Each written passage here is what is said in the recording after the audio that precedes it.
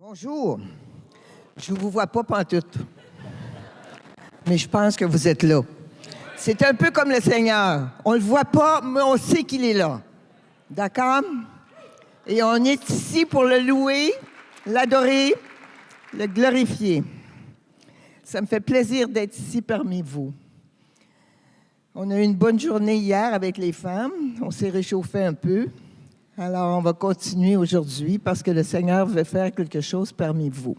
Si vous êtes là, c'est que vous êtes venus chercher une consolation, une parole, quelque chose qui va vous faire du bien à votre cœur pour que vous puissiez repartir comme des personnes qui ont reçu de la part du Seigneur quelque chose qui va les aider dans leur vie. Je suis ici pour vous donner mon témoignage, un peu de mon parcours de vie, mais surtout pour vous montrer que malgré les circonstances de la vie qu'on ne connaît pas nécessairement, les circonstances qui nous arrivent, qui nous font mal parfois, qu'il y a toujours une issue heureuse à la fin si on sait se confier en Dieu.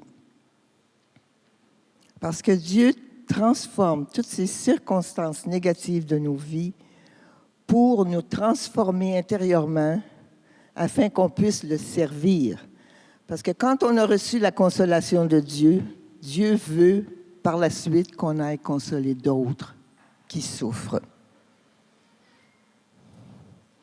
Le 6 décembre 1989, c'est une date qui, ici au Québec, est dans la mémoire collective. Personnellement, j'étais infirmière et j'avais organisé 3 journées de formation pour les infirmières.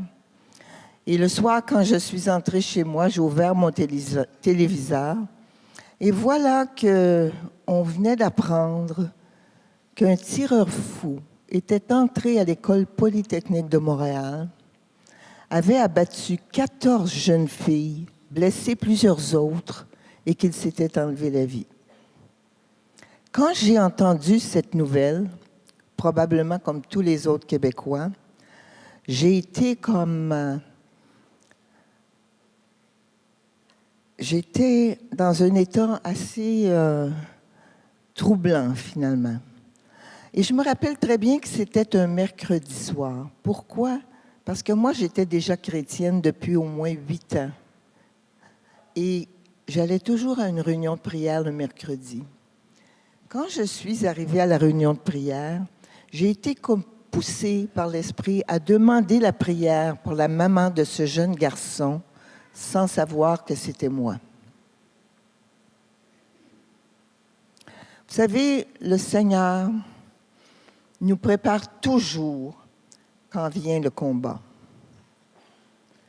Et le fait que je demande de la prière, c'était pour moi, pour me fortifier intérieurement à l'annonce que j'allais apprendre le lendemain soir. La deuxième journée, j'ai fait ma journée comme habituellement. Et c'est quand je suis venue au bureau le soir, parce que j'avais besoin de copies et j'ai décidé d'aller au bureau. Et voilà que là, je trouvais ça étrange parce que tout le monde était présent alors que le bureau aurait dû normalement être fermé. Tous les gens étaient là, beaucoup d'effervescence. Puis je me disais, mais qu'est-ce qui se passe ici? Mon directeur m'a dit, va dans ton bureau, j'ai affaire à te parler. Je me rends donc dans mon bureau. Et là, j'avais plusieurs téléphones. Et je vois un de mes frères qui m'avait appelé. Mon frère ne m'appelle jamais. Alors, j'étais d'autant plus surprise de recevoir un téléphone de mon frère. Je signale son numéro et je l'entends dire au bout de la ligne, « On pense que c'est Marc. » J'ai dit, « Quoi? » Effectivement, il s'agissait de mon fils. Vous savez, quand on apprend des nouvelles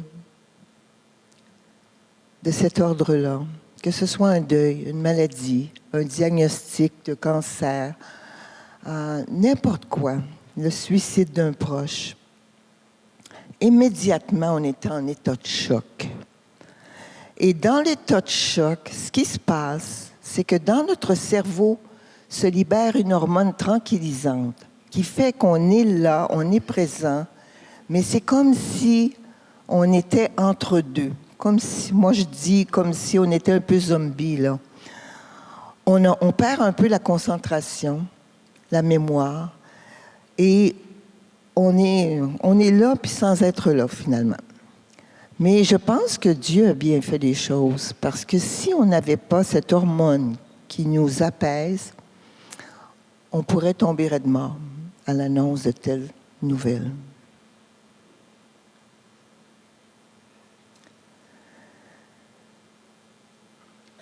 Immédiatement, quand arrive un malheur dans nos vies, on se pose une question. Pourquoi? Pourquoi ça m'arrive à moi? Pourquoi mon fils? Pourquoi? Qu'est-ce que j'ai fait qui n'était pas correct? Donc, on se remet en question immédiatement.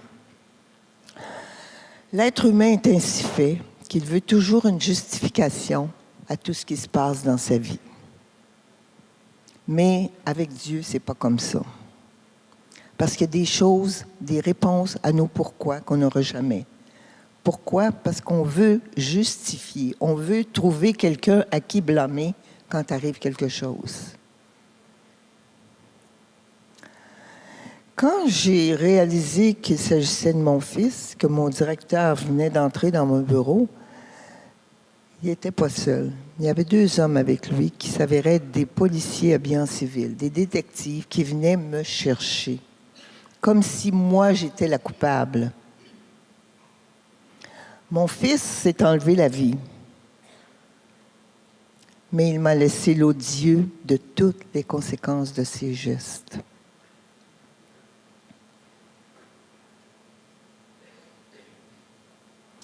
Les policiers m'ont amené en criminel ce soir-là. En criminel. J'espère que personne d'entre vous aurait à vivre ça.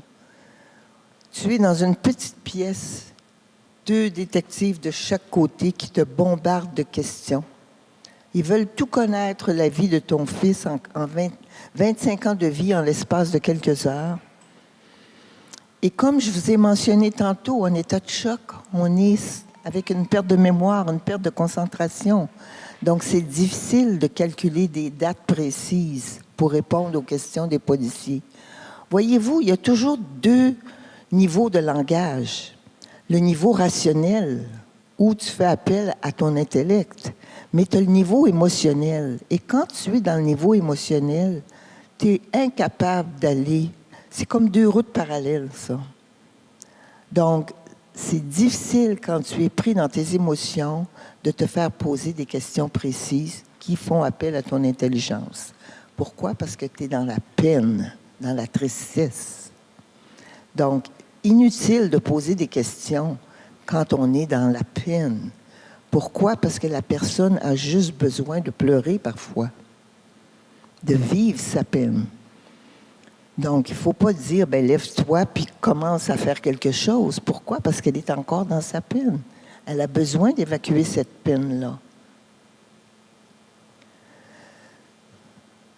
Ça a été peut-être les heures les plus terribles de ma vie, d'être traitée comme une criminelle alors que j'étais simplement la maman d'un jeune homme qui avait fait de mauvais comportements. Parce que vous savez, nos enfants, quand ils ont l'âge adulte, on n'est pas responsable de leurs actes. Si mon fils est mort à 25 ans, c'est pas à moi que le Seigneur va demander des comptes. C'est à mon fils, parce qu'il était à l'âge adulte. Puis on a tendance, en tant que parents, souvent de se mettre sur le dos toutes les conséquences des gestes de nos enfants. Mais ce sont leur choix. Parce qu'on a tous un libre arbitre. Hein? Et nos choix, on aura à en rendre compte un jour.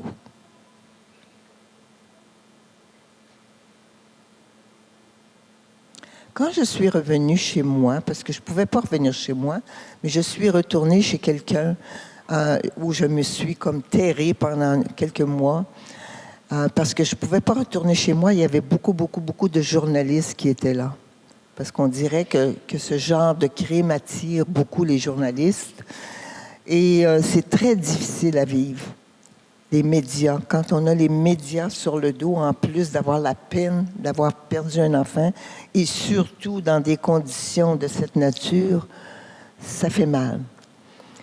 Alors, je me suis étendue sur le lit, et là, tout à coup, je me suis mise à pleurer et à invoquer le Seigneur. Pourquoi? Parce que je savais que par mes propres forces, j'avais aucune capacité pour comprendre ou saisir ce qui se passait dans ma vie. J'étais dépassée par les événements. Et voilà que le Seigneur m'a amené une image à l'esprit.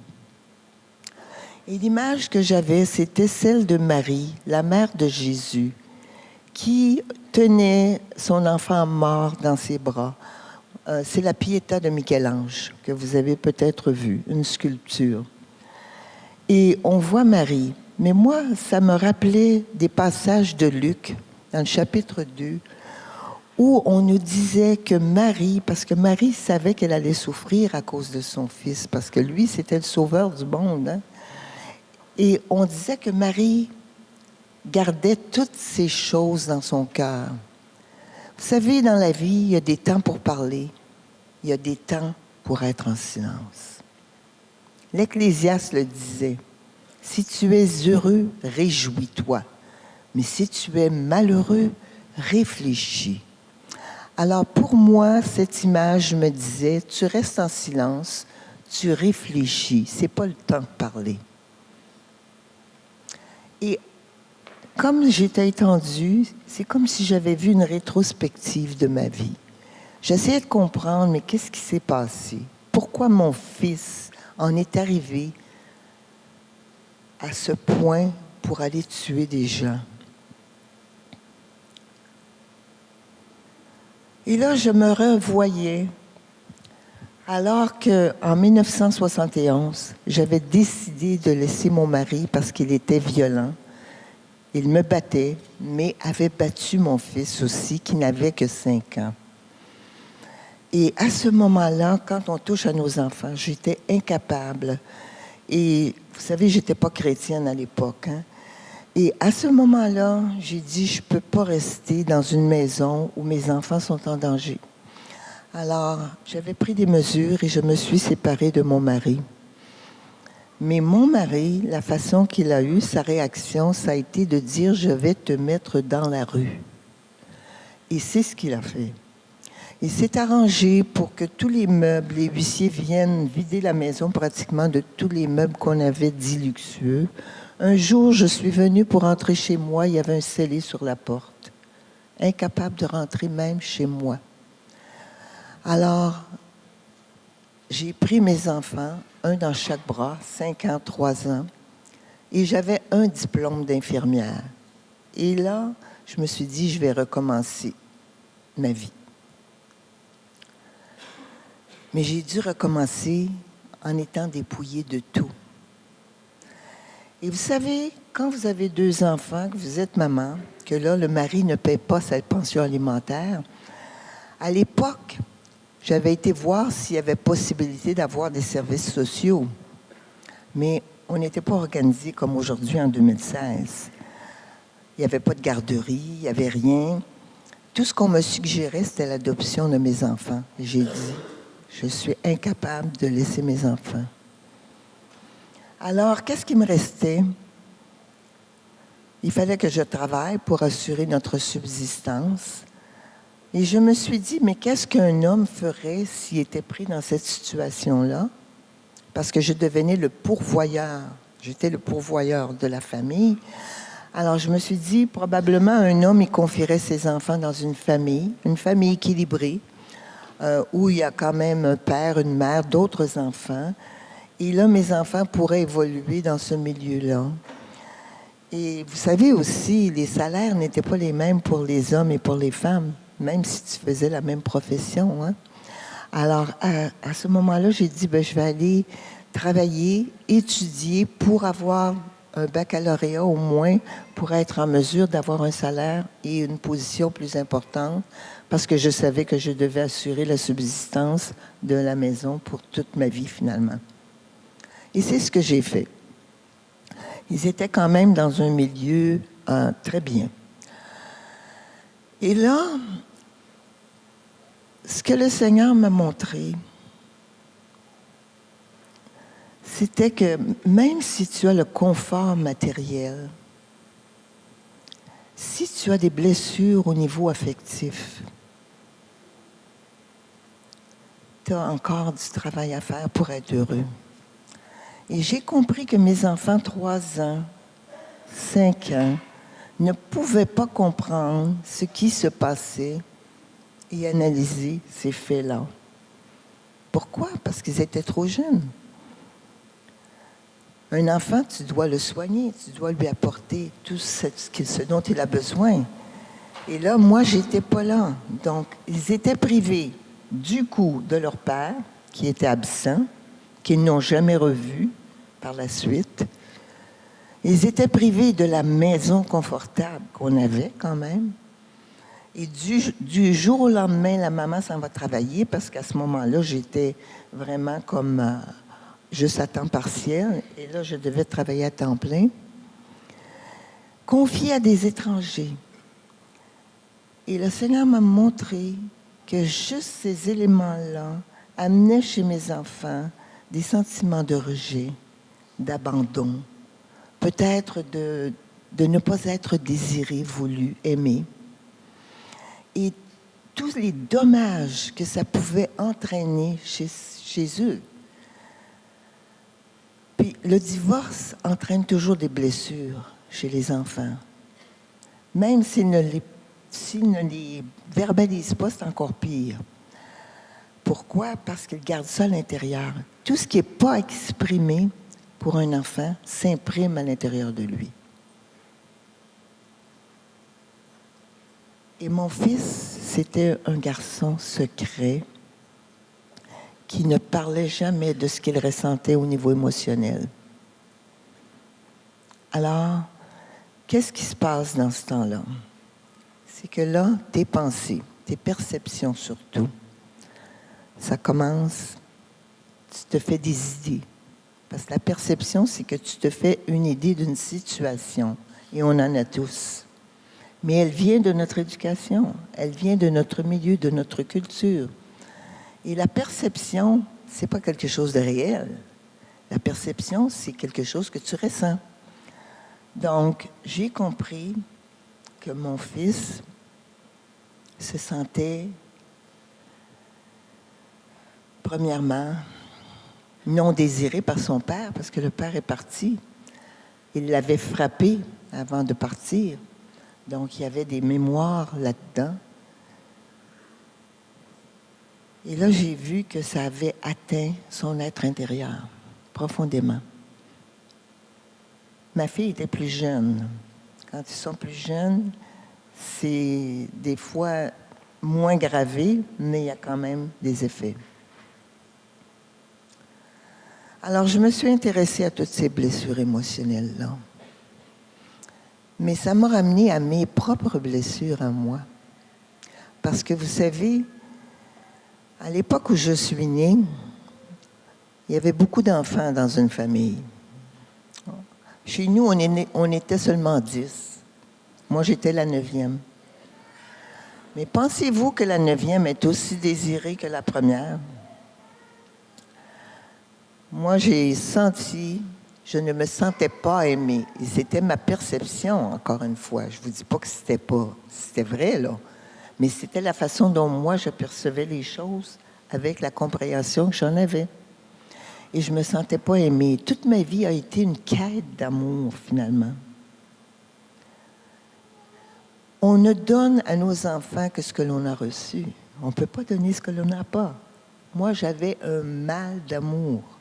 Pensez-vous que j'étais capable de donner à mes enfants un amour qui était équilibré? Non. Parce que j'étais déjà en dépendance affective. Donc, je n'ai pas donné à mes enfants tout ce dont ils avaient besoin pour être heureux. Mais je vais vous apprendre une chose. aucun de vous n'a donné à ses enfants tout ce qu'ils avaient besoin. Et aucun de nous ne peut donner à nos enfants. Pourquoi? Parce que nous ne sommes que des êtres humains, imparfaits. Mais on a un Père céleste qui vient, quand on croit en Jésus, un Père céleste qui dit qu'il va s'occuper de la veuve et de l'orphelin.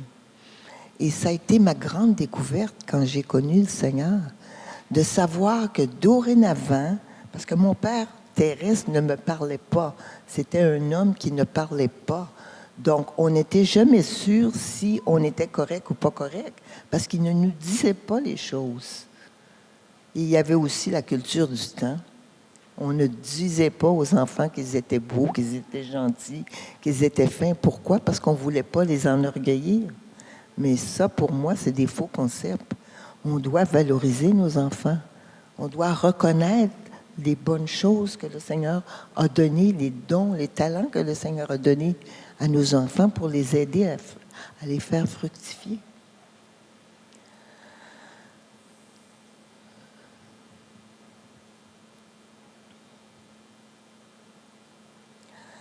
J'ai pas de preuve pourquoi mon fils a fait ça. J'ai jamais eu de réponse précise. Mais j'ai eu quand même certaines hypothèses qui me sont venues. La première, je me disais, pour faire un tel geste, il faut que tu sois un peu déséquilibré dans ton mental. Hein? Mon fils n'avait jamais été diagnostiqué comme étant schizophrène ou quoi que ce soit, parce qu'à l'époque, ce n'était pas quelque chose que l'on faisait. Il n'y avait pas beaucoup de maladies mentales diagnostiquées. Aujourd'hui, il semble qu'on invoque même, quand on va en cours, la maladie mentale pour se déresponsabiliser. Mais je ne veux pas rentrer dans un débat. Tout ce que je sais, c'est qu'on ne savait pas c'était quoi. Mais je suis certaine qu'il y avait un débalancement chimique au niveau du cerveau pour aller faire ça, ou un état psychotique. Vous savez, j'ai vu beaucoup de gens en prison, des jeunes garçons surtout, 25 ans, ceux qui sont très secrets, qui n'expriment pas leurs sentiments. Souvent, ce sont eux qui sont les cibles pour des états psychotiques. Ils commettaient des meurtres et le lendemain ne se rappelaient pas de ce qu'ils avaient fait la veille. Et il y en a, les prisons en sont pleines. Alors, c'est des mécanismes qui sont difficiles à saisir. On ne peut pas tout comprendre dans cette vie, mais ça peut arriver. Mais comme on n'a pas de preuves, ça ne reste qu'une hypothèse. La deuxième hypothèse qui m'est venue, c'était ce que j'ai expliqué tantôt sur le monde des perceptions. Quand tu as une idée de quelque chose et que tu ne valides pas auprès des gens, à ce moment-là, tu commences à te faire des idées que les gens ne t'aiment pas, mais tu n'as jamais validé auprès d'eux. À savoir, est-ce que j'ai fait quelque chose parce que je sens que tu sembles ne pas m'aimer ou quoi que ce soit. Si on ne valide pas ce que l'on ressent, on va commencer à se faire des idées. Et quand on commence à se faire des idées, souvent, nos perceptions sont fausses.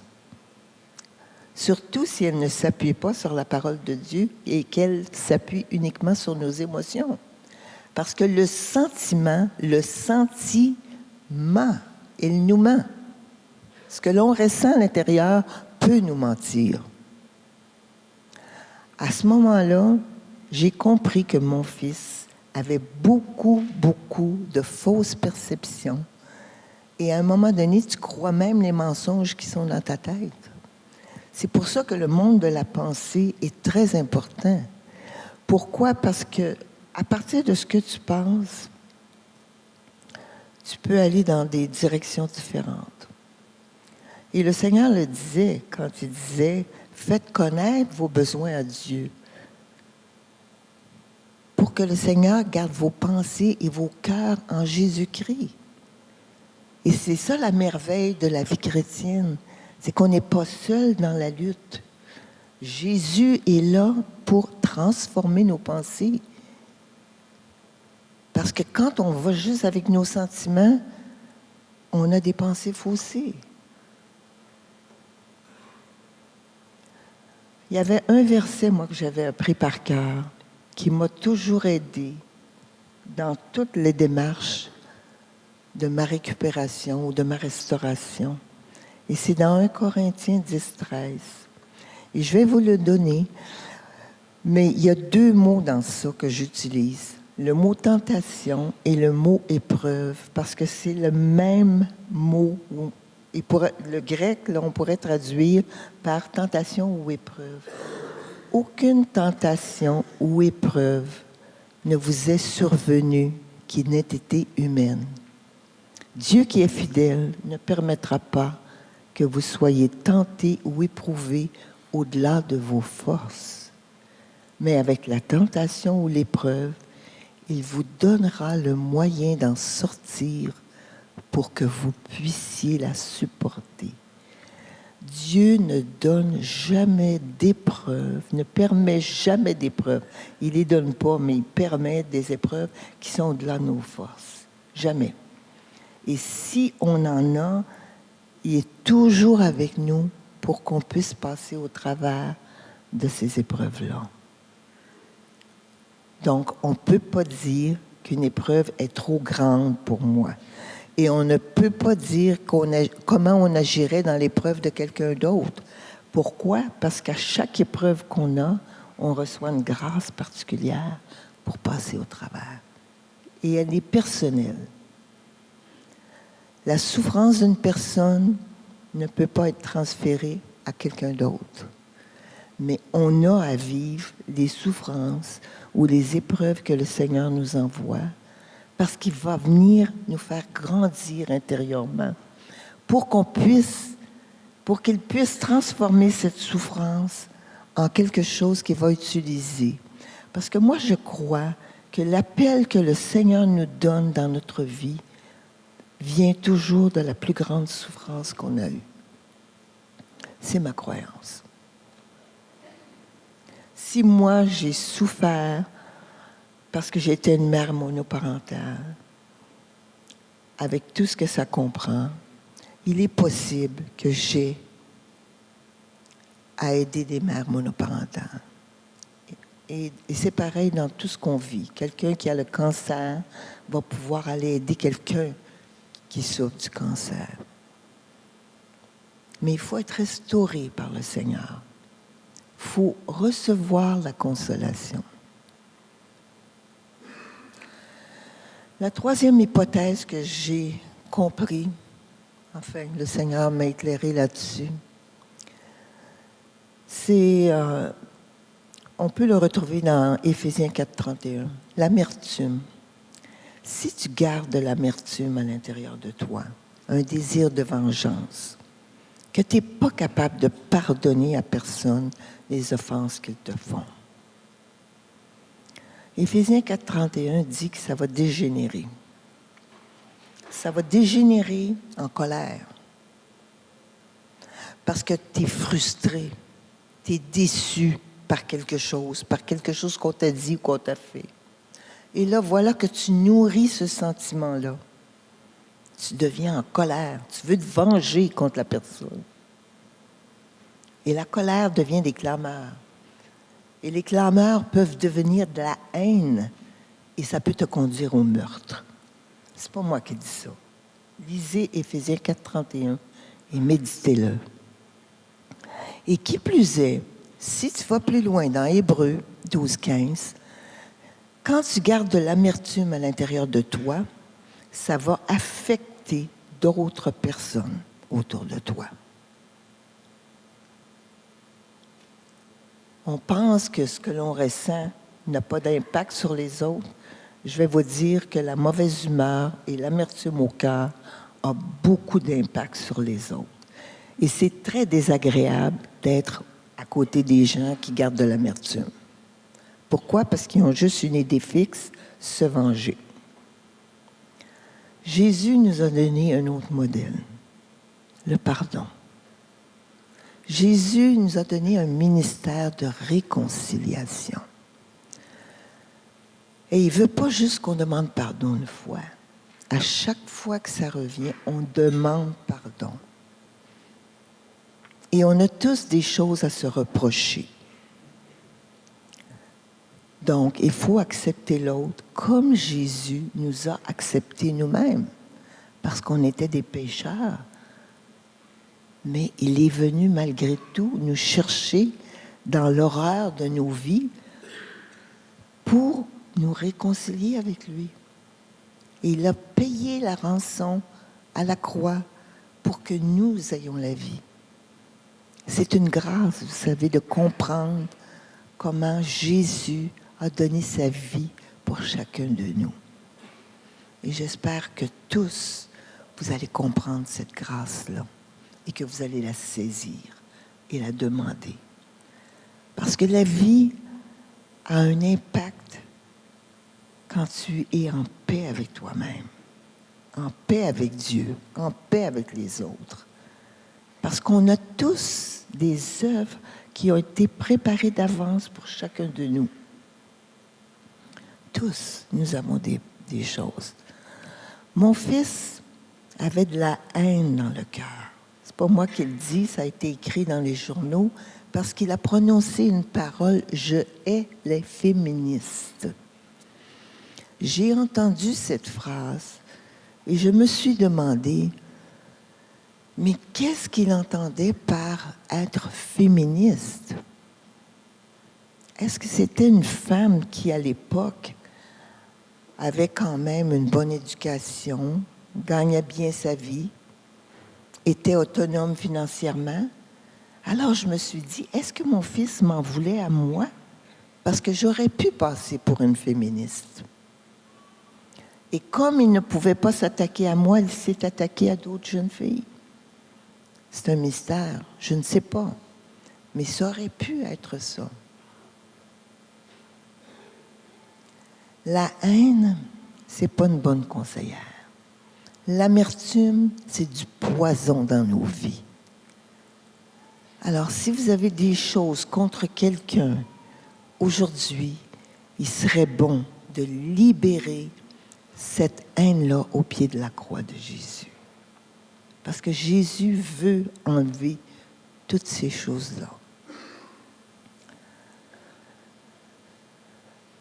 Évidemment, quand arrivent des drames ou n'importe quoi, comme je vous ai mentionné, on a un état de choc. Après ça, on ne veut pas croire que ça nous arrive à nous, etc. On commence à réfléchir et on s'aperçoit finalement que c'est vrai. Et là s'ensuit la gamme des émotions. Toute la gamme des émotions qui font mal. Dans mon cas, la honte était quelque chose d'incroyable. Et la honte, plus les gens te regardent et font des commentaires négatifs, plus ça peut t'affecter parce que ça vient renforcer le sentiment de honte que tu as. La honte, ça vient toucher ton identité en tant qu'individu. Tu penses que parce que ton fils a fait quelque chose ou que c'est pas arrivé comme tu voulais, là, tu deviens comme tu n'existes plus. Beaucoup de gens vont dire la mère du tueur. C'est grave, ça, de dire ça. La mère du tueur. Comme si les gestes de tes enfants, c'est toi qui les portes sur tes épaules parce que tu l'as mis au monde. J'ai même entendu quelle sorte de mère ça prendrait pour mettre au monde un monstre. J'ai entendu ça. Mais le Seigneur m'a enlevé ces idées-là de la tête. Et il m'a dit, il m'a rappelé que c'est lui qui m'avait tissé dans le ventre de ma mère.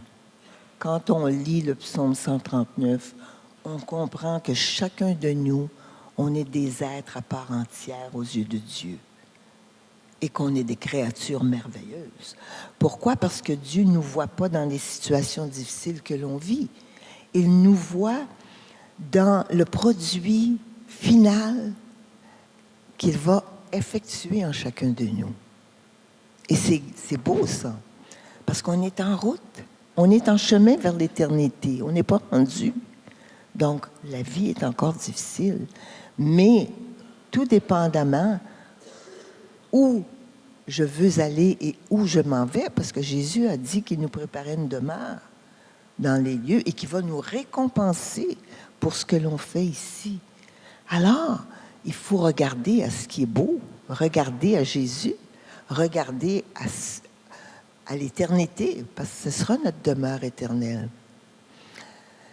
Et moi, c'est ça qui m'encourage, de savoir qu'aujourd'hui, oui, c'est peut-être difficile, parfois aujourd'hui, on n'est pas toujours en forme, mais le Seigneur nous donne à chaque matin une grâce particulière et renouvelle nos forces pour qu'on puisse accomplir ce qu'il veut que nous accomplissions, et nous sommes en route vers l'éternité. Moi, je trouve ça merveilleux. Je ne sais pas pour vous, mais pour moi, ça me stimule parce que j'ai soif de la présence du Seigneur.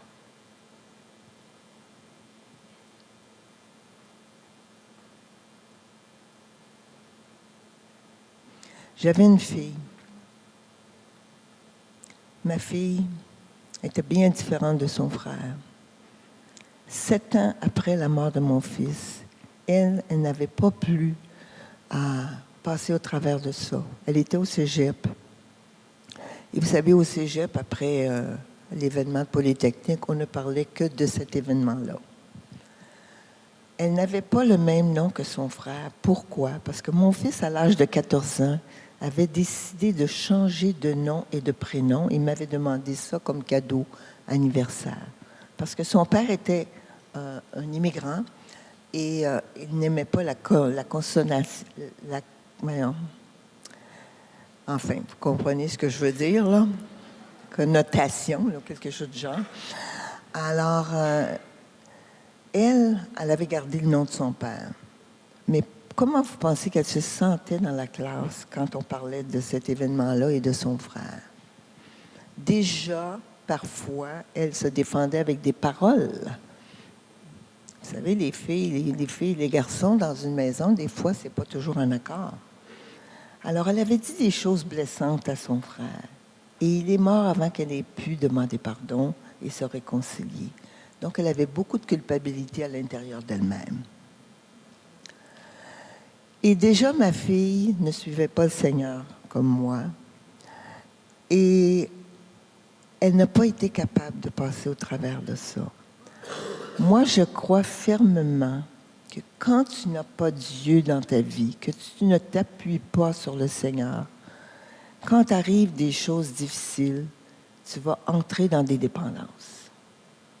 Pourquoi? Parce que le cœur humain ne peut pas rester avec un vide. Et quelles sont les dépendances? On les connaît. La drogue, l'alcool, la sexualité débridée, enfin, toutes ces choses, même le travail, travailler au-delà de ce qu'on est supposé faire. Il y a toutes sortes de dépendances. Parce qu'on n'est pas capable de se regarder à l'intérieur. On n'est pas bien. Fait qu'il faut qu'on fasse quelque chose à l'extérieur ou qu'on s'endorme ou qu'on se gèle. Mais ma fille a choisi de se geler. Elle n'était pas capable de voir sa vie. Elle avait commencé à toucher à peut-être de la marijuana au début, je ne sais pas trop. Mais voilà qu'à un moment donné, elle était quand même rendue à 27 ans. Elle habitait à l'extérieur, elle n'était pas chez moi maintenant. Et voilà qu'un jour, j'apprends qu'elle était rendue héroïnomane. J'ai tout fait pour essayer qu'elle soit sobre, qu'elle soit désintoxiquée. Mais vous savez, quand quelqu'un ne veut pas changer, même si tu fais tous les efforts pour vouloir changer la personne, elle ne changera pas. Parce que le changement, ça vient de toi. Ça vient de l'intérieur. Alors, ça marchait pour un bout de temps, mais tout de suite après, elle retombait dans sa drogue. Et 7 ans après la mort de mon fils, les policiers sont revenus chez moi pour me dire que ma fille était gravement malade. Quand on est infirmière, gravement malade, on sait ce que ça veut dire. Je me suis rendue à l'hôpital, elle était déjà sous moniteur. Et même que les médecins, les neurochirurgiens sont venus me voir parce que là, j'avais une décision à prendre de la débrancher ou de la laisser dans un état végétatif.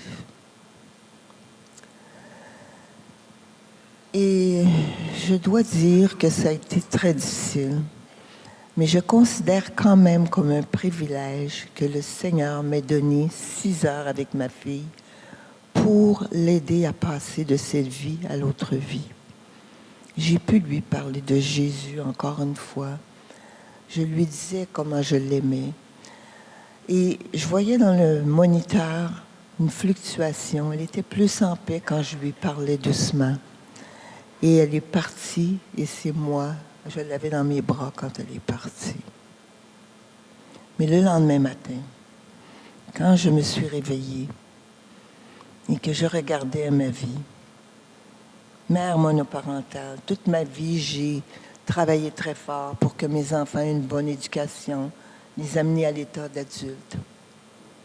Et voilà qu'au moment où ils auraient dû commencer leur vie, mon fils tue 14 jeunes filles avec lui et se donne la mort. Ma fille se drogue au point de mourir encore d'une overdose de cocaïne. Là, ma vie là, a basculé complètement. J'étais dans un état dépressif. Je n'avais plus le goût de vivre. Mais un lien me retenait encore à la vie, et c'était ma foi en Jésus. Et je continuais de venir à l'église le dimanche, parce que c'était mon repère.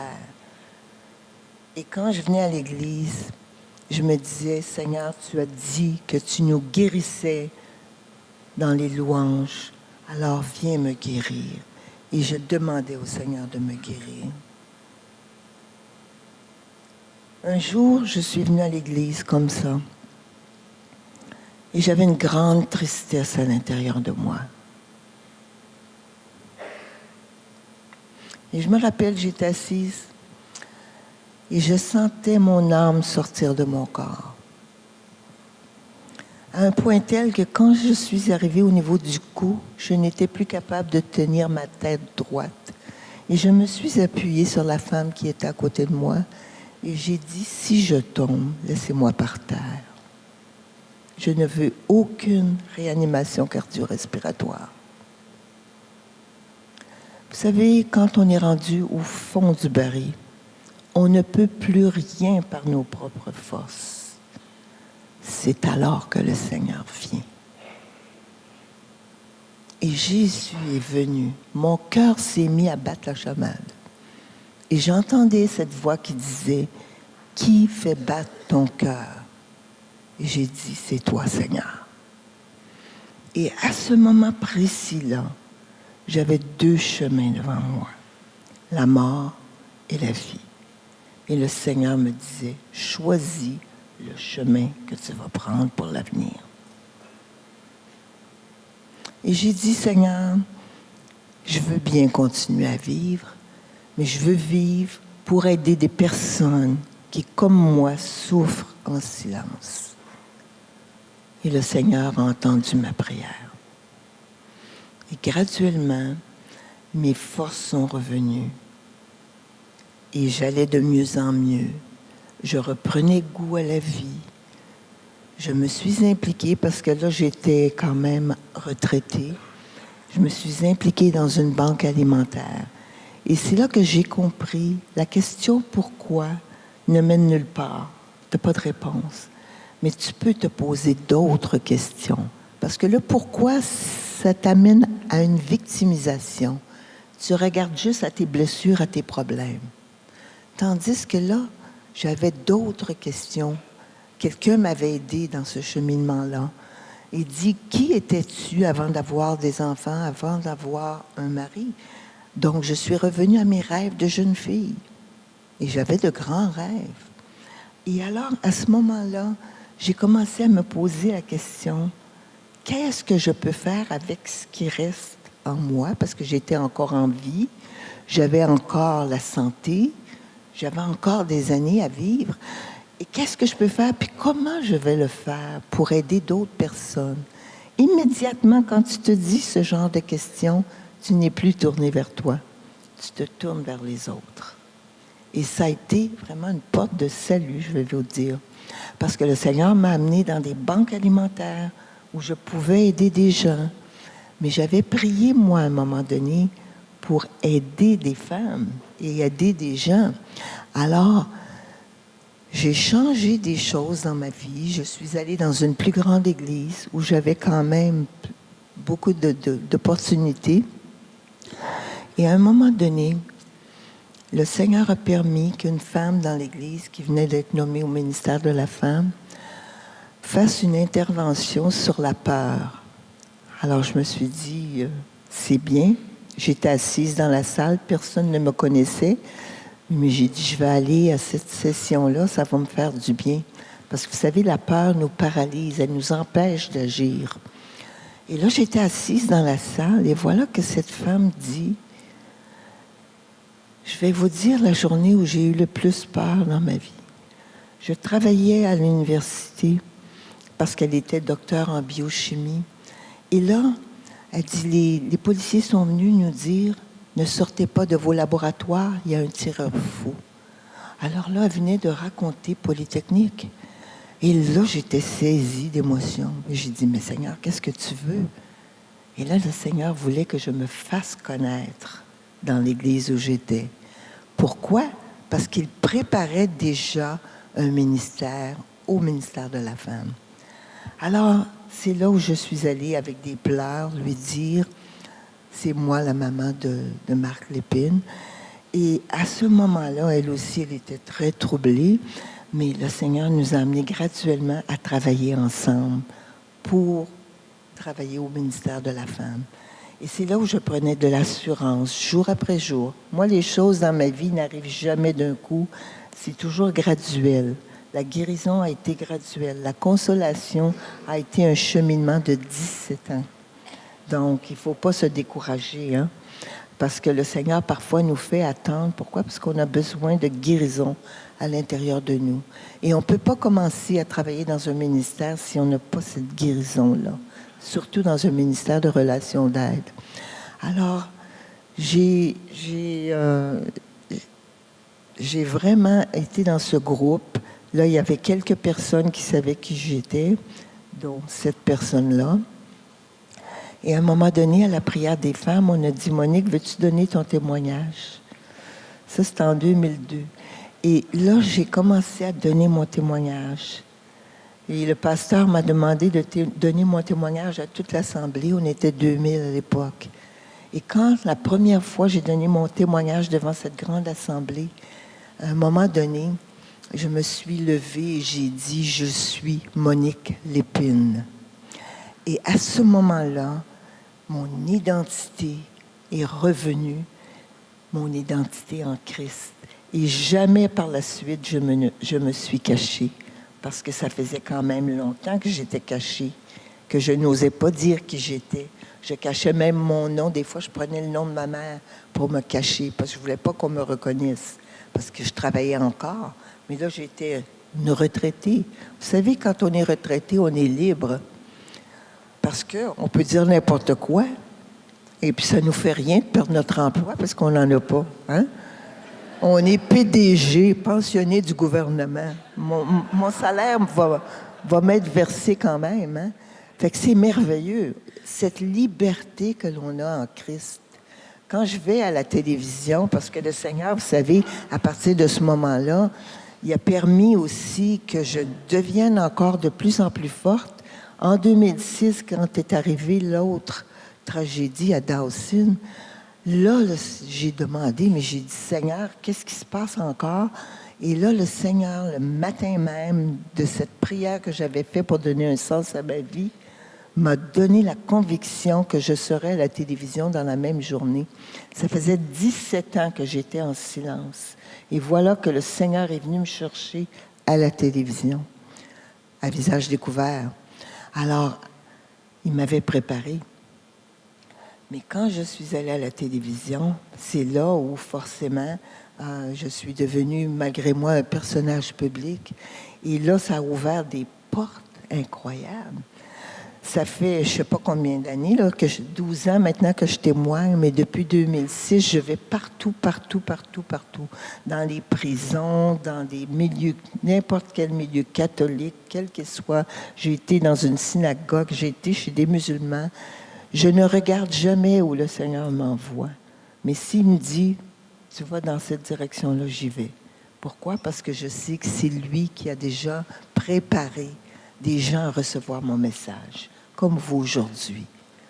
Parce que le Seigneur ouvre de grandes portes si ton cœur est disponible à le servir.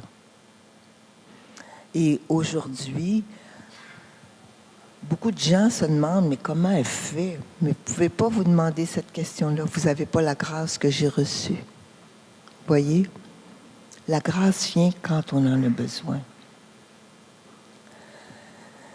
Et je pense, je ne sais pas quelle heure il est, là.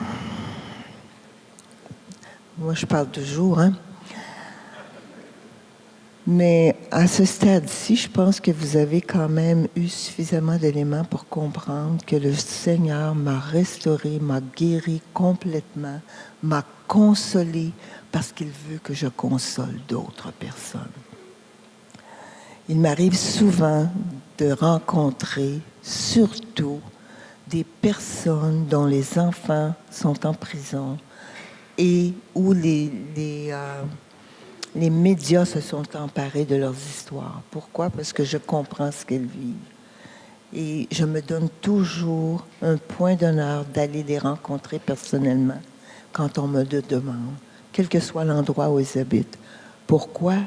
Parce que quand quelqu'un est dans la souffrance, il a besoin de quelqu'un qui l'écoute. Quelqu'un qui l'écoute. Moi, je n'ai pas de conseils nécessairement à donner, mais je suis là pour l'écouter et pour être à côté d'elle, pour les aider à continuer leur route et pour les aider à faire confiance à Jésus. Parce que Jésus est la réponse. Jésus nous guérit de toute meurtrissure, qu'elle soit physique, émotionnelle, spirituelle. Toute meurtrissure. Il veut nous délivrer. Il veut qu'on ait une vie agréable, de liberté. Et c'est merveilleux quand on arrive à ce stade-là.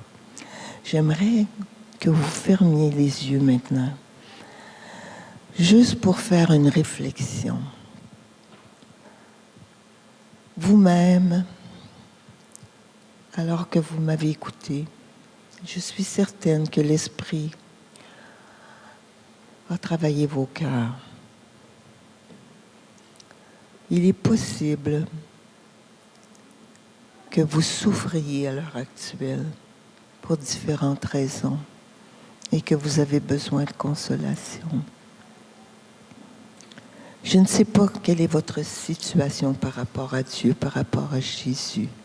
Est-ce que vous l'avez déjà reçu dans votre cœur? Mais si vraiment vous avez été touché, que vous désiriez recevoir Jésus parce que vous ne le connaissez pas, vous pouvez tout simplement le lui demander.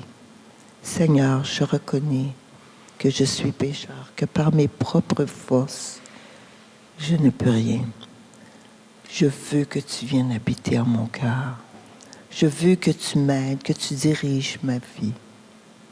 Et cette simple prière, si elle est faite avec sincérité, vous ouvre la porte au royaume de Dieu. Et Jésus a promis que le Père deviendrait votre Papa céleste, qu'il vous enverrait l'Esprit habiter en vous pour que vous puissiez continuer votre vie sans être seul, parce que Jésus est constamment avec nous et il prépare le chemin que nous devons suivre. Peut-être que vous connaissez le Seigneur et que vous vivez des moments de défaite, des moments où, comme moi, vous êtes dans une grande dépression, que vous ne voyez pas l'issue de vos problèmes, quels qu'ils soient. Sachez que les circonstances de vos vies ne sont pas la garantie de votre avenir. Jésus veut que vous veniez à ses pieds. Cherchez la force nécessaire pour continuer votre route. Il veut être avec vous. Il veut vous donner la main, vous conduire là, dans ce pourquoi il vous a créé. Parce que chacun de nous, on a des œuvres préparées d'avance pour nous. On va garder simplement un moment de silence avant que la louange commence pour se placer devant notre Seigneur et lui faire part des requêtes de notre cœur.